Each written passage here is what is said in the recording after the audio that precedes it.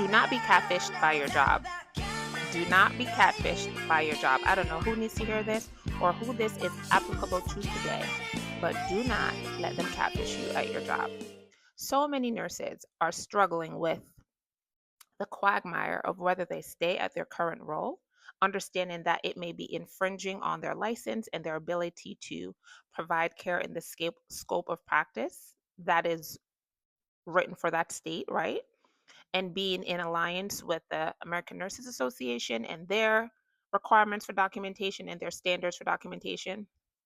I did a video duet with a nurse a few days ago, and it was talking about how long-term care nurses they are really um, riddled with a lot of responsibility and not enough staff. And working bedside, you know that may be a fact, whether you work in long-term care, acute care, and for sure, I know I experienced it working at the bedside and also when I worked in an urgent care. There's always so much responsibilities and not enough staff or even supplies. So, what do you do in that situation?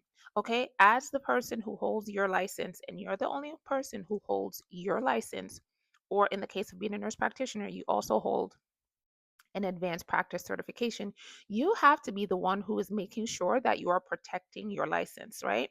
So, similar to people who um, may be wealthy or people who are rich, right? When you get to a certain point of being wealthy, it's all about protecting your income. It's all about protecting your money, protecting your assets, because you realize that people will try to take your assets away from you. And so I think it's comparable for nurses to realize that this is our license, right? For me, it's the primary way that I make my income and provide for myself and for my family. So, why would you be so easy to allow someone to challenge that for you? And keep in mind, when you are not able to work as a nurse, if your license is being suspended, you cannot work as a nurse. I don't even know if you could work as a nursing assistant. They may bar you completely from the healthcare profession. They may. I don't know that. I'm not an attorney.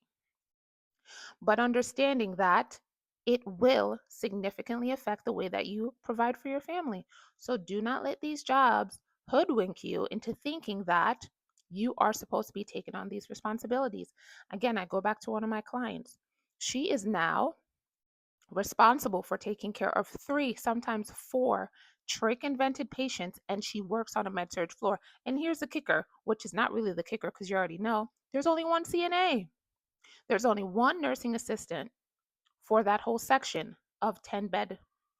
It's a 10-bed section, right?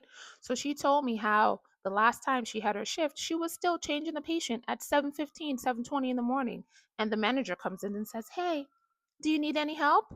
"Yeah, actually, I do." "How about you staff more nurses? How about you really deem this as an intermediate unit? And how about you don't give me 3 to 4 patients?" And how do you do that? You do that by challenging the assignment. You do that by asking them definitively, where is the policy and the procedures that say how many trach invented patients that I can have? What is the policy and procedure? That should be your favorite sentence as a nurse. What is the policy and procedure for this? What is the policy and procedure for this? What is the policy and procedure for this? Because you have to protect your asset. And in this healthcare business, your license is the only thing that is worth protecting, in addition to the patient safety, of course. But you also have to look out for your license. Like and follow for more. Go ahead and join my mentorship if you need one-on-one coaching. I only have limited amount of spots. And also go ahead and get my documentation guide, Save Your Nursing License and Save Time, which is linked below.